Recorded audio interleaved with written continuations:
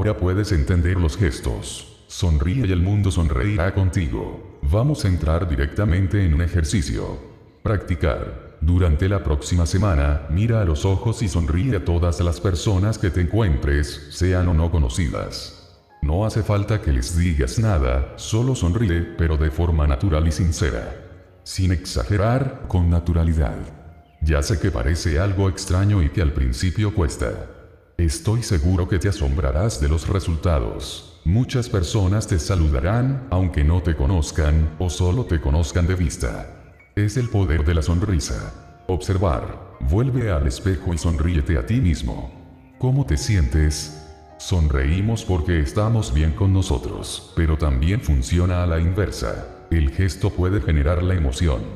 Sonreír cuando no tienes ganas de sonreír te hará sentir mejor. Haz la prueba. La sonrisa se utiliza generalmente para expresar felicidad, alegría, simpatía o para disimular hipócritamente una situación incómoda. Hay muchos tipos de sonrisas. Cada una tiene un significado especial que depende de lo que la persona sienta en su interior. ¿Sabes la verdad detrás de una sonrisa? 1. Una sonrisa ligera, de esas que apenas se notan, expresa inseguridad, duda y falta de confianza. 2. Una sonrisa sencilla pero intensa, es decir, cuando no hay una carcajada pero las comisuras de los labios se levantan mucho y se pueden observar los dientes de arriba, da a entender confianza, por lo usual, significa que la persona está pasando un rato agradable. 3. La sonrisa superior transmite un mensaje de satisfacción al ver a alguien o al recibir algo. Esta es la sonrisa donde todos los dientes quedan al descubierto. 4. Esta última sonrisa puede ser más intensa cuando además se cierran los ojos. Expresa felicidad, diversión. Sin embargo, también suele ser utilizada para engañar cuando alguien está disimulando la verdad, por eso hay que prestarle atención y analizar la situación en la que se ve. 5. Una sonrisa amplia denota mucha alegría y placer, se acompaña de una mirada estrecha. 6. Una sonrisa con carcajada incluida es contagiosa, suele darse entre grupos de personas o cuando la pareja realmente se está divirtiendo. Comunicación.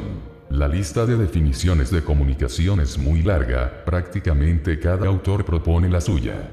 Podemos denominar comunicación al proceso por el cual unos seres, unas personas asignan significados a unos hechos producidos y, entre ellos muy especialmente al comportamiento de los otros seres o personas. La primera condición para que haya comunicación es la presencia de un emisor o sistema emisor y un receptor o sistema receptor.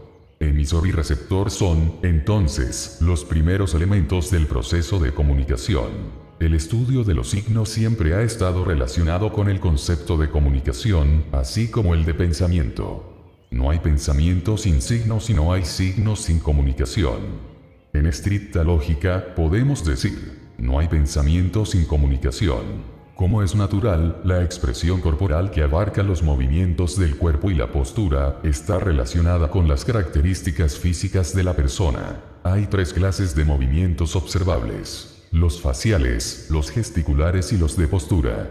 Aunque podamos categorizar estos tipos de movimientos, la verdad es que están fuertemente entrelazados, y muy frecuentemente se hace difícil de dar uno, prescindiendo de los otros. En la comunicación verbal, todo y siendo el lenguaje el factor más importante, reconocemos que producimos y recibimos una cantidad muy grande de mensajes que no vienen expresados en palabras. Estos mensajes son los que denominamos no verbales, y van desde el color de los ojos, alargada del cabello, movimientos del cuerpo, postura, y hasta el tono de la voz, pasando por objetos, vestidos, distribución del espacio y el tiempo. El estudio de estos sistemas de comunicación no empieza de manera rigurosa hasta bastante después de la Segunda Guerra Mundial. Esto no quiere decir que alguna referencia no la encontremos ya en los antiguos mundos griego y chino, o en trabajos sobre danza, teatro o liturgia. Características generales de la comunicación no verbal. La comunicación no verbal, generalmente, mantiene una relación de interdependencia con la interacción verbal. Con frecuencia los mensajes no verbales tienen más significación que los mensajes verbales. En cualquier situación comunicativa, la comunicación no verbal es inevitable. En los mensajes no verbales, predomina la función expresiva o emotiva sobre la referencial. En culturas diferentes, hay sistemas no verbales diferentes. Existe una especialización de ciertos comportamientos para la comunicación. El estudio en que se encuentra este tipo de búsqueda es el descriptivo. La comunicación humana se efectúa más mediante gestos, posturas, posiciones y distancias relativas que por cualquier otro método. Tras esta lectura, serás más consciente de tus propias señales no verbales y verás cómo las personas se comunican sin hablar. La comunicación no verbal es un proceso complejo en el que intervienen las personas, el tono de la voz y los movimientos del cuerpo. Entender cómo funciona algo facilita la convivencia con ello, mientras que la falta de comprensión y la ignorancia inducen al temor y a la superstición y nos convierten en críticos de otros seres humanos. Allan Pease. Del mismo modo, el conocimiento de las formas no verbales de comunicación sirve para convertir el encuentro con otra persona en una experiencia interesante. Cuando empezó a estudiarse la comunicación no verbal, esta iba dirigida a gente de ventas, gerentes y ejecutivos, pero más tarde se fue ampliando de tal manera que toda persona, cualquiera que sea su vocación y su posición social, puede usarlo para comprender mejor el acontecimiento más complejo que se presenta en la vida, el encuentro cara a cara con otra persona. La primera impresión. Nunca se tiene una segunda oportunidad de dar una primera impresión. Como ya hemos dicho anteriormente, es imposible no comunicarse. La primera impresión es un proceso de percepción de una persona por otra que transcurre en muy poco tiempo. Habitualmente no somos del todo conscientes ni de la emisión ni de la recepción de las informaciones que la configuran. ¿Qué aspecto tengo? 55%. ¿Cómo hablo? 38%. ¿Qué digo? 7%. El tiempo en que fragua la primera impresión varía entre 2 y 4 minutos en el encuentro cara a cara y escasos segundos en el telefónico. Abarca 3 campos, con muy distinto peso en el conjunto final de la impresión. A estos hay que añadir un cuarto, como escucho, que completa el círculo de la comunicación. Esos 3 campos, 3 canales, se perciben y analizan de un modo sucesivo, y el conjunto ha de ser coherente en su mensaje. La incoherencia entre canales causa distorsión o ruptura de la comunicación. Por el contrario, la armonía concentra la atención hacia las palabras y da confianza. Cuanta más congruencia haya entre lo que decimos y la forma en que lo decimos, más favorable será la primera impresión que causemos. Cuanto más sepamos de nosotros, mayores serán nuestras probabilidades de transmitir de forma unívoca nuestra imagen. Los demás, con más exactitud podremos predecir las expectativas que ellos tienen respecto de nosotros, y mejor podremos conformar nuestras expresiones para que nos comprendan. Componentes de la primera impresión. 1. ¿Qué aspecto tengo? Lo que ven, comunicación visual. Color de la piel, estrato social. Sexo. Edad. Apariencia, biotipo, postura, pelo, vestido, accesorios, olores, colores. Expresiones faciales. Contacto ocular. Movimientos. Espacio personal, corpulencia, altura, peso. Posturas. Distancias. Objetos. Tacto, piel, tejidos, posibles contactos. 2. ¿Cómo hablo? La voz. En el caso del contacto telefónico, se convierte en casi única fuente de información, con la que tratarán de cubrir las lagunas que aportaría lo visual, la teórica primera fase. Rapidez, volumen, tono o altura, calidad o timbre, articulación o dicción. 3. ¿Qué digo? Las palabras. ¿Cómo enfoco los asuntos? ¿Qué pienso y cómo lo expongo? Lo negativo, términos de relleno, expresiones restrictivas, términos exclusivos. Lo positivo, estilo directo y afirmativo, no restrictivo, salvo que lo entendamos idóneo. Sin disculpas ni evasivas, más simple en su sintaxis que por escrito, organizado, coloquial, conciso, animado, breve y puntual, incluso participativo. 4. ¿Cómo escucho? No interrumpir, si nos interrumpen debemos hacernos respetar. Dar señal de retorno, oímos y entendemos su mensaje, utilizar los términos del interlocutor. Responderle. Demostrar interés pidiendo aclaración a lo que oímos. Como síntesis, nos interesa conocer los mecanismos de la primera impresión para utilizar eficazmente esa fuente de información. saber todo lo que estamos diciendo a los demás para que actúe en nuestro favor. Y conocer qué impactos recibimos, por qué reaccionamos de una manera determinada. Todo ello sin forzar la realidad propia o ajena, con naturalidad expresiva y receptiva. Las interpretaciones, en los dos sentidos de la palabra, solo son buenas para los actores y para los obligados a juzgar. Ejercicio. Observar. Fíjate en los componentes de la primera impresión, aspecto, cómo hablas, qué dices y cómo escuchas, en personas que conozcas. Entre las que causan una buena primera impresión y las que no tanto, ¿qué diferencias observables había?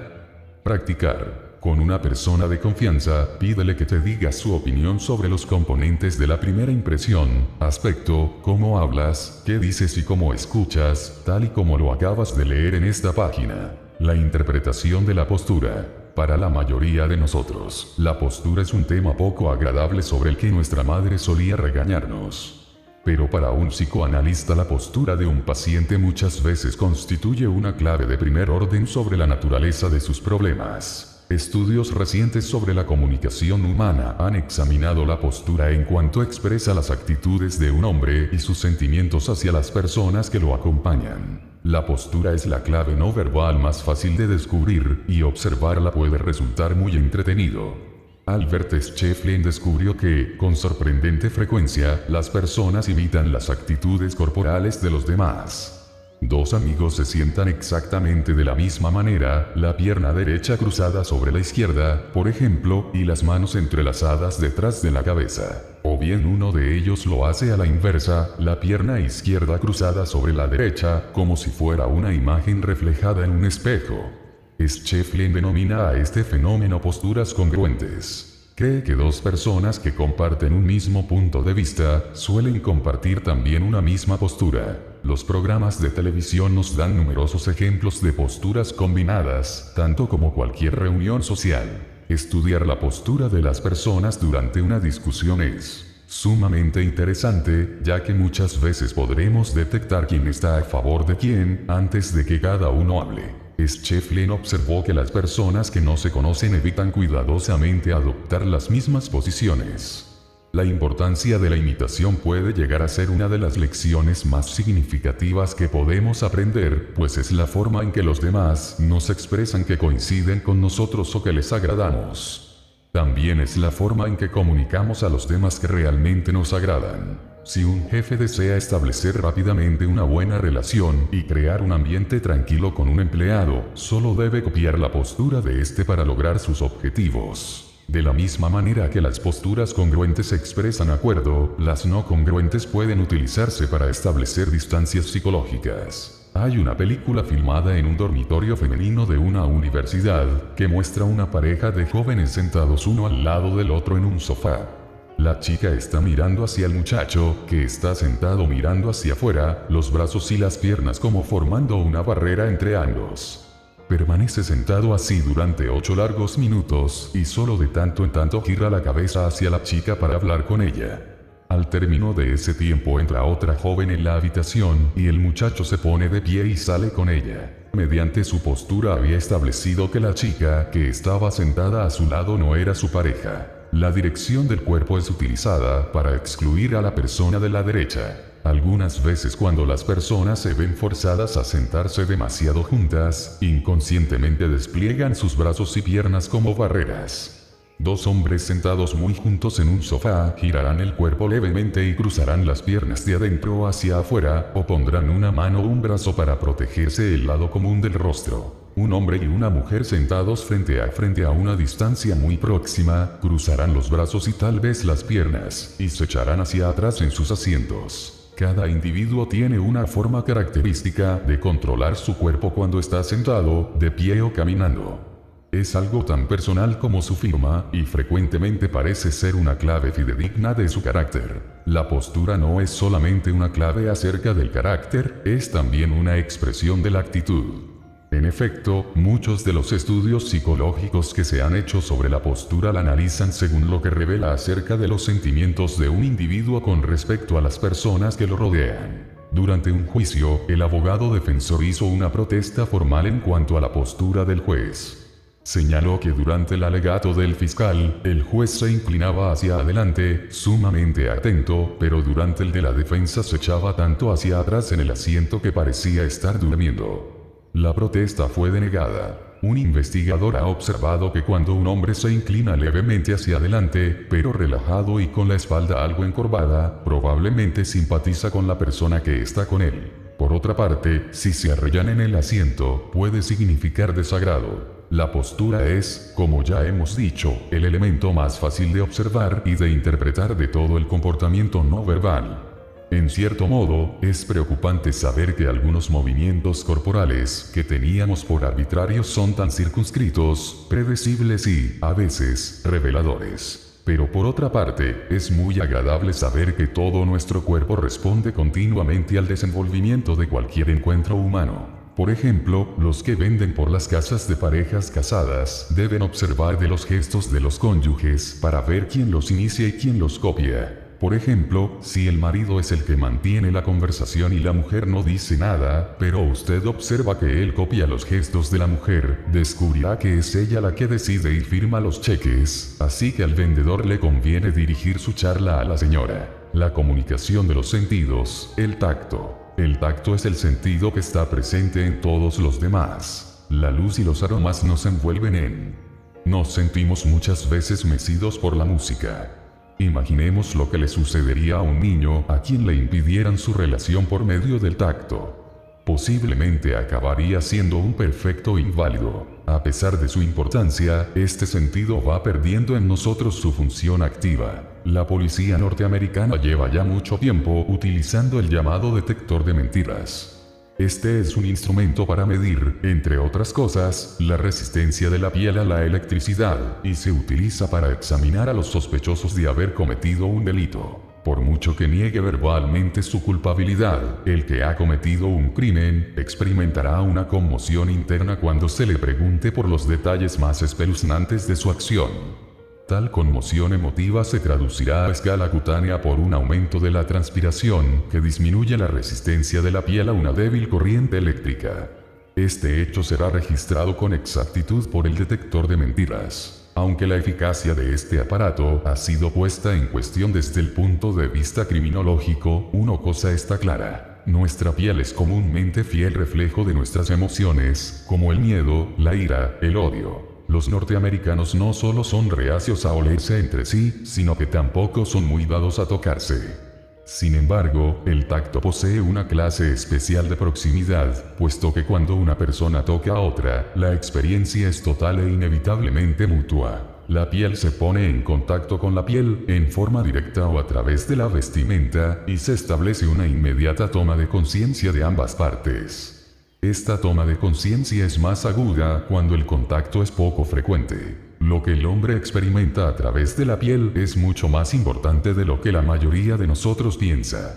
Prueba de ello es el sorprendente tamaño de las áreas táctiles del cerebro, la sensorial y la motora. Los labios, el dedo índice y el pulgar, sobre todo, ocupan una parte desproporcionada del espacio cerebral.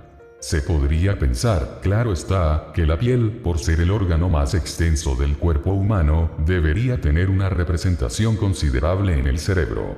No obstante, en neurología la regla general es que lo que interesa no es el tamaño del órgano en sí, sino el número de funciones que debe cumplir la correspondiente región del cerebro. La experiencia táctil, por lo tanto, debe considerarse muy compleja y de gran significación. Todo ser humano está en contacto constante con el mundo exterior a través de la piel. A pesar de que no es consciente de ello hasta que se detiene a pensarlo, siempre existe, por lo menos, la presión del pavimento contra la planta del pie o la del asiento contra las nalgas. En realidad, todo el medio ambiente le afecta a través de la piel. Siente la presión del aire, el viento, la luz del sol, la niebla, las ondas acústicas y, algunas veces, a otros seres humanos. El tacto es probablemente el más primitivo de los sentidos. El bebé recién nacido explora mediante el tacto. Es así como descubre dónde termina su propio cuerpo y empieza el mundo exterior. A medida que el niño crece, aprende que hay objetos y partes de su propio cuerpo y del de las otras personas, que se pueden tocar y otras que no. Cuando el individuo descubre las relaciones sexuales, en realidad está redescubriendo la comunicación táctil. Si se interrumpe una conversación, la persona que lo hace podrá poner su mano en el brazo de su interlocutor, ya que este gesto podrá interpretarse como el pedido de un momento, y evidentemente forma parte del mecanismo de la conversación. Ser tomado de la mano en una recepción, en el momento de los saludos, no tiene ningún significado, a pesar de que si esto no se produce puede resultar una experiencia desastrosa. También resulta importante la parte del cuerpo que se toca. Una mano que reposa suavemente sobre un antebrazo tendrá un impacto totalmente diferente al que tendría si se coloca sobre una rodilla. El contacto, por lo menos el más impersonal, se produce en todo nuestro entorno, ya sea que lo percibamos o no. Pero el solo hecho de que no queramos advertirlo en tantas situaciones revela algo de nuestra actitud hacia él. Vinculamos el contacto físico con el sexo, excepto cuando se nota claramente que no hay conexión entre ambos. Por eso lo utilizamos con parsimonia para expresar amistad y afecto. En las calles de los Estados Unidos no suelen verse hombres ni mujeres que caminen del brazo. Sin embargo, esta es una costumbre bastante común en Sudamérica. A los norteamericanos les parece un indicio de homosexualidad. Aún los padres e hijos mayores tienen entre sí el contacto más superficial posible. Dentro de nuestro tema, especial interés revisten las relaciones entre madres y lactantes pertenecientes a grupos de esquimales llamados Netsilik y que viven en el noroeste de Canadá. Después del parto, la madre Netsilik coloca al recién nacido a su espalda de forma que el pecho y el vientre de este se hallen apretados contra la piel materna. Así crece el niño hasta que adquiere plena habilidad locomotriz. Como en el caso de los balineses, el balanceo y contacto con la piel de la madre facilitan su sueño. La madre Netsilik, que no regaña nunca a su hijo, percibe todas sus necesidades mediante una comunicación exclusivamente cutánea. Los estudiosos de estos pueblos han establecido una relación directa entre esta relación materno-filial y el carácter de los Netsilik. Estos, a pesar de hallarse constantemente amenazados por las asperezas de su sistema ecológico, pocas veces son presa de estrés o pierden el control de sí mismos. Se dice de ellos que son capaces de enfrentarse a un oso furioso con total tranquilidad. En sus relaciones interpersonales son generosos y francos. No ejercen el dominio de unos sobre otros. La vista, el movimiento, la orientación y el tacto se encuentran en ellos tan bien coordinados, que sus aptitudes espaciales son extraordinarias. Las cosas y los animales van cambiando constantemente de tamaño, dependiendo de si la madre se inclina, se arrodilla, se yergue o adopta cualquier otra posición. Desde tan diversas perspectivas su visión de las cosas es totalmente dinámica. Así, si se les entrega una revista ilustrada, no se limitan a mirar las fotografías al derecho, como nosotros hacemos, sino que las contemplan en cualquier posición, percibiéndolas correctamente. El contacto constante de su nariz, labios, manos, pies y otras partes de su cuerpo con su madre proporciona al niño una sensibilidad que se traduce en especiales dotes para el arte y la mecánica. El tacto, el gusto y el olfato son sentidos de proximidad. El oído y la vista, en cambio, pueden brindar experiencia a distancia. Tal vez por esa razón se considera que sus placeres son cerebrales y admirables, por lo menos en comparación con los de los otros sentidos. Movimientos corporales. Las investigaciones acerca de la comunicación humana a menudo han descuidado al individuo en sí.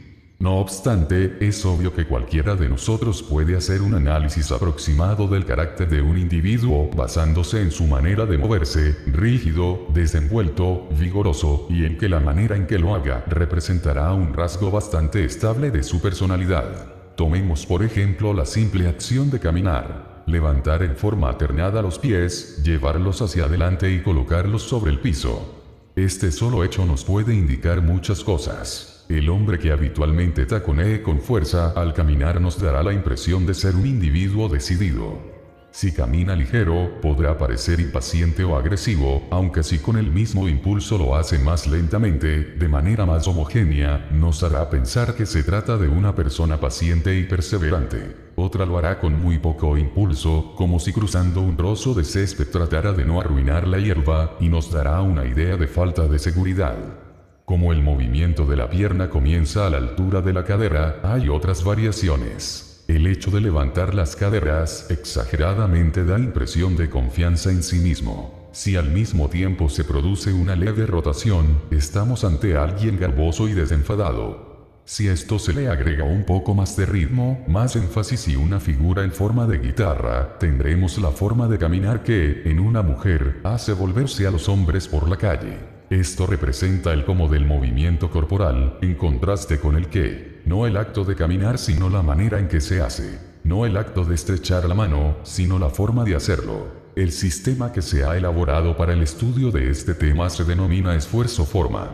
El analista de esfuerzo-forma estudia el fluir del movimiento, en tensión o en relajación, intenso o leve, repentino o directo, etcétera, etcétera, y la figura, que es en realidad un concepto de la danza. Las formas que adopta el cuerpo en el espacio. El esfuerzo-forma ha sido aplicado tanto para la instrucción en la danza como para la de los actores, para la terapia por medio de la danza y la rehabilitación física, para estudios acerca del desarrollo de los niños, investigaciones psicoterapéuticas y aún el estudio comparativo de las diversas culturas. Para entender mejor la utilidad del estudio del sistema esfuerzo-forma, pondré un ejemplo, un caso en el que a partir de unos movimientos puede diagnosticarse el estado psíquico de un individuo.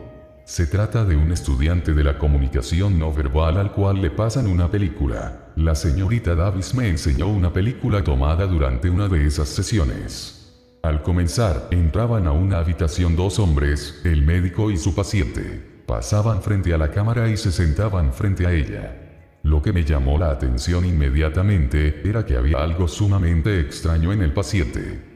La película fue pasada sin la banda de sonido, de manera que no era posible hallar una pista en el diálogo. No obstante, era evidente que el paciente no se movía como una persona normal. La señorita Davis me fue señalando las diferencias. Por una parte, su manera de caminar. Parecía deslizar los pies de manera muy lenta, monótona e igual, trasladando solo muy levemente el peso del cuerpo de un pie a otro. También se sentaba de una manera extraña, en perfecta simetría, con las piernas descruzadas, los brazos colgando a los costados y el torso siempre inmóvil. La señorita Davis me explicó que este grado de simetría e inmovilidad son típicos de algunos esquizofrénicos. Ella ha descubierto que algunos trastornos motores parecen ser índices efectivos de la gravedad de la enfermedad del paciente, y otros parecen correlacionarse con diagnósticos específicos. A medida que pasaba la película el paciente se movía muy poco, pero cada vez que lo hacía producía un efecto extraño.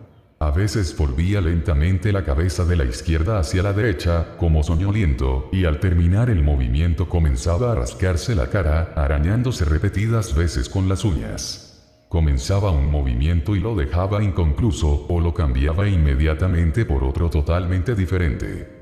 Todo movimiento quedaba frustrado, sus ritmos y frecuencias parecían fragmentos, y era como si su extraña lentitud constituyera una barrera entre él y los demás. Me hizo recordar algo que Birdwhistle me había dicho, que las madres de niños psicóticos parecen notar que estos tienen un serio problema desde que tienen pocos meses de edad, por la manera extraña de moverse. Como contraste, observamos luego al psiquiatra que aparecía en la película. Estaba sentado, inclinado levemente hacia el paciente, y cuando gesticulaba, cosa que no sucedía muy a menudo, sus movimientos eran claros, rápidos, breves y económicos. En un momento dado, el paciente se dejó caer hacia un lado. El doctor se echó hacia él, lo tomó del brazo y volvió a enderezarlo. Este gesto fue realizado de manera firme y directa. No pareció nada repentino ni brusco y fue perfectamente aprovechado. Cuando tomó al paciente del brazo, no tiró de él hacia abajo ni hacia arriba, sino que, con suavidad y claramente, lo volvió a su posición anterior. En conjunto, la señorita Davis me dijo que, a su juicio, el médico era una persona firme, suave y sensible, algo intelectual y despegado. La proporción entre gesto y postura es una forma de evaluar el grado de participación de un individuo en una situación dada. Distingue dos tipos de movimientos. El gestual, en el que el individuo utiliza solo una parte de su cuerpo, y el postural, que generalmente atañe a toda su persona e implica también variaciones en la distribución del peso. El movimiento postural literalmente lleva más peso detrás y puede emplearse como medida de la participación. Un hombre que sacude enérgicamente los brazos no parecerá convincente si sus movimientos no se extienden al resto del cuerpo. Un cambio postural, señaló la señorita Davis, no implica solamente una variación en la posición del torso, ya que a no ser que participen también otras partes del cuerpo, se considerará un gesto del torso. Aún el caminar puede ser gestual y en consecuencia señal del retraimiento, como lo era en el enfermo de la película. Lo que importa es la proporción existente entre los movimientos posturales y los gestuales, más que el mero número de movimientos posturales. Un hombre puede estar sentado muy quieto, escuchando, pero si al moverse lo hace con todo su cuerpo, parecerá estar prestando mucha atención. Mucha más que si estuviera continuamente en movimiento, jugueteando tal vez constantemente con alguna parte de su cuerpo. Las actitudes corporales reflejan las actitudes y orientaciones persistentes en el individuo. Una persona puede estar inmóvil o sentada hacia adelante de manera activa, o hundida en sí misma, y así sucesivamente. Estas posiciones o posturas, y sus variaciones o la falta de las, representan la forma en que uno se relaciona y orienta hacia los demás. Siempre se han observado diferencias de movimientos entre las distintas culturas. A cualquiera le resultará fácil advertir la diferencia existente entre los movimientos angulares y enérgicos de los esquimales y los movimientos ondulantes de los habitantes de Samoa, que hacen vibrar sus cuerpos desde la cintura y efectúan gestos curvos y sinuosos con manos, brazos y hombros. Hay una manera de aprender a controlar la cualidad del movimiento. Sería como el problema del 100 pies. Si alguna vez empezara a pensar cuál pata debe mover primero, se quedaría totalmente paralizado. El conjunto de gestos. Uno de los errores más graves que puede cometer un novato en el lenguaje del cuerpo es interpretar un gesto aislado de otros y de las circunstancias. Rascarse la cabeza, por ejemplo, puede significar muchas cosas. Caspa, piojos, sudor, inseguridad, olvido o mentira, en función de los demás gestos que se hagan simultáneamente. Para llegar a conclusiones acertadas, deberemos observar los gestos en su conjunto. Como cualquier otro lenguaje, el del cuerpo tiene también palabras, frases y puntuación. Cada gesto es como una sola palabra y una palabra puede tener varios significados. Solo cuando la palabra forma parte de una frase, puede saberse su significado correcto. Los gestos se presentan en frases y siempre dicen la verdad sobre los sentimientos y actitudes de quien los hace. La persona perceptiva es la que lee bien las frases no verbales y las con las expresadas oralmente. La figura muestra un conjunto de gestos que expresan evaluación crítica. El principal es el de la mano en la cara, con el índice levantando la mejilla y otro dedo tapando la boca mientras el pulgar sostiene el mentón. Otras evidencias de que el que escucha analiza críticamente al que habla, las proporcionan las piernas muy cruzadas y el brazo cruzado sobre el pecho, defensa, mientras la cabeza y el mentón están un poco inclinados hacia abajo, hostilidad. La frase no verbal dice algo así como no me gusta lo que está diciendo y no estoy de acuerdo. La observación de los grupos de gestos y la congruencia entre los canales verbales y no verbales de comunicación son las claves para interpretar correctamente el lenguaje del cuerpo. Además de considerar a los gestos agrupados y de tener en cuenta la congruencia entre lo que se dice y el movimiento corporal, todos los gestos deben considerarse dentro del contexto en que se producen. Por ejemplo, si alguien está de pie en la parada del autobús, con los brazos y las piernas cruzados y el mentón bajo en un día de invierno, lo más probable es que tenga frío y no que esté a la defensiva. Pero si esa persona hace los mismos gestos cuando está sentada frente a un hombre con una mesa de por medio, y este hombre está tratando de convencerla de algo, de venderle una idea, un producto o un servicio, la interpretación correcta es que la persona está a la defensiva y en actitud negativa. La velocidad de algunos gestos y el modo en que resultan obvios para los demás está relacionada con la edad de los individuos. Si una niña de 5 años dice una mentira a sus padres, se tapará inmediatamente la boca con una o las dos manos. El gesto indica a los padres que la niña mintió y ese gesto continúa usándose toda la vida, variando solamente su velocidad. Cuando la adolescente dice una mentira, también lleva la mano a la boca como la niña de 5 años, pero, en lugar de taparla bruscamente, sus dedos apenas rozan su boca. El gesto de taparse la boca se vuelve más refinado en la edad adulta. Cuando el adulto dice una mentira, el cerebro ordena a la mano que tape la boca para bloquear la salida de las palabras falsas, como ocurría con la niña y la adolescente, pero en el último momento aparta la mano de la boca y el resultado es un gesto tocándose la nariz. Ese gesto no es más que la versión refinada, adulta, del gesto de taparse la boca que se usó en la niñez. Esto sirve de ejemplo para mostrar que cuando un individuo se hace mayor, muchos de sus gestos se vuelven más elaborados y menos obvios.